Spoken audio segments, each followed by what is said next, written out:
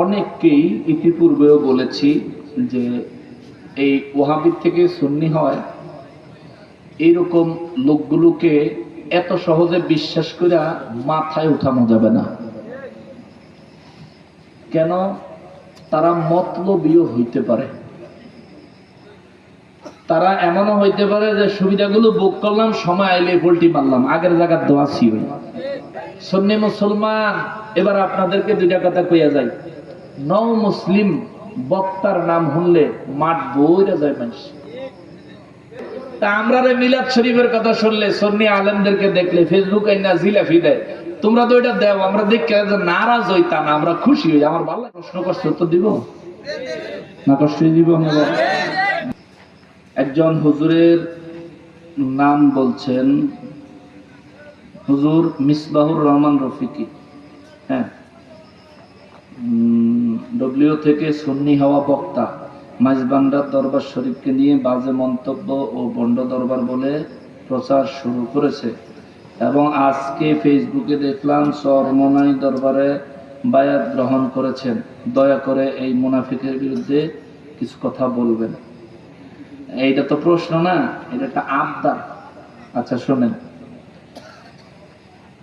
আমি আমাদের অনেককেই ইতিপূর্বেও বলেছি যে এই ওয়াহাবি থেকে সুন্নি হয় এইরকম লোকগুলোকে এত সহজে বিশ্বাস করে মাথায় উঠানো যাবে না। কেন? তারা মতলবীও হইতে পারে, তারা এমনও হইতে পারে যে সুবিধাগুলো ভোগ করলাম, সময় আইলে পোল্টি মারলাম, আগের জায়গার দোয়া ছিল। তো যে কথা লিখছে যে চরমনাই দরবারে বায়াত গ্রহণ করেছেন, এই কথা যদি সঠিক হয়, আমি এই ভিডিও দেখি নাই, আমি সম্ভাবনার উপরে বলছি। যদি সঠিক না হয় তাহলে তো নাই, আর যদি এটা সঠিক হয় তাহলে বোঝা গেছে এতদিন পর্যন্ত তিনি বিশাল বড় হুজুর না, বিশাল বড় মুনাফিক ছিলেন। সহজ কথা। হুজুর নিজে স্ট্যাটাস দিছে আজকে,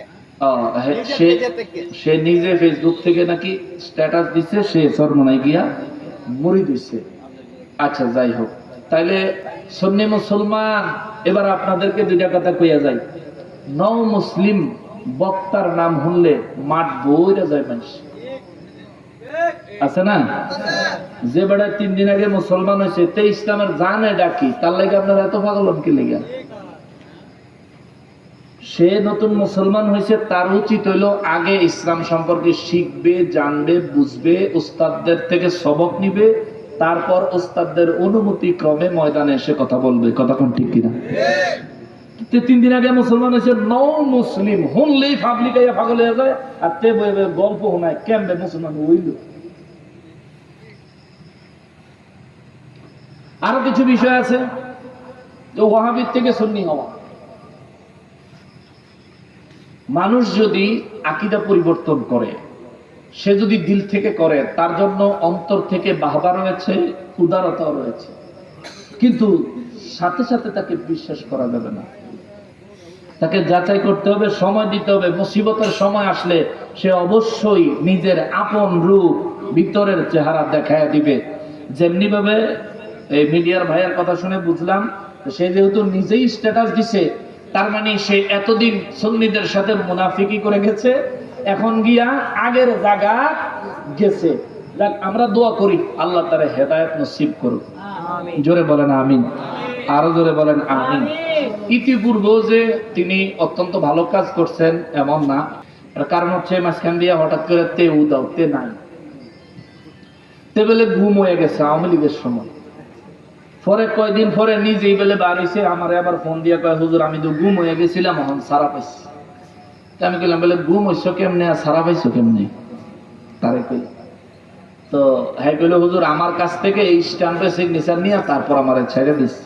এটা আল্লাহ সাক্ষী, আল্লাহর কসম করে বলি, ওয়াল্লাহি ওয়াল্লাহি ওয়াল্লাহি, এভাবেই কথা হয়েছে।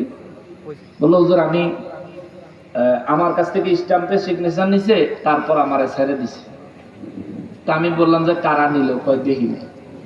তুমি না দেখে স্ট্যাম্পে সই করলা?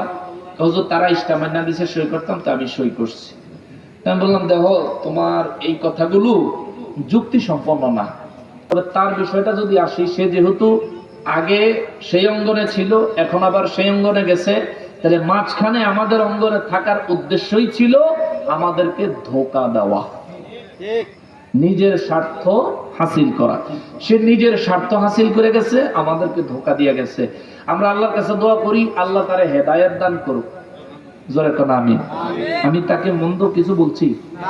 বলেন, মন্দ কিছু বলছি?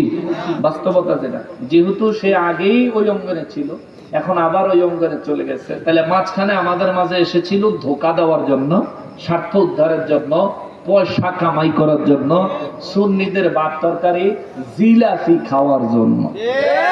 এখন থেকে আমরা ওদেরকে বলতে পারবো, সুন্নিরা ওয়াহাবি পরিচয় দিয়া মাল কামাইতো, তোমাদের এখানে যায় না, ওয়াহাবিরাই জিলাপি খাইতো, সুন্নিদের এখানে আসে। তখন আমরা এটা কইতাম ঠিক, খালি জিলাপি জিলাপি। সুন্নিদের পোস্ট দেখলে হেরা জিলাপি দেয়, আমার ভালোই লাগে। আর হেরার পোস্টের মধ্যে আমরা যেন দিমু, সেটা তো দেওয়ান যায় না, কারণ হেরা আমরার পোস্টে যখন জিলাপি দেয়, হেগো পোস্টে আমগো দেওয়ান লাগে ঘু। কারণ হেগো হুজুর কইছে মিলাদুত তাবাররুক বেলে, মিলাদুত তাবাররুক বেলে পায়খানা। হেগো বড় হুজুর কইছে, মারা গেছে, আল্লাহ মাফ করে দেখ, দোয়া করি। হেগো বড় হুজুর কইছে। তা আমরা রে মিলাদ শরীফের কথা শুনলে, সুন্নি আলেমদেরকে দেখলে ফেসবুকে না জিলাপি দেয়, তোমরা তো এটা দেও, আমরা দেখে নারাজ হইতা না, আমরা খুশি হই। আমার ভালো লাগে জিলাপি, একটা মিষ্টি দিনে শুভ কাজে ব্যবহার হয়, ভালো কাজে।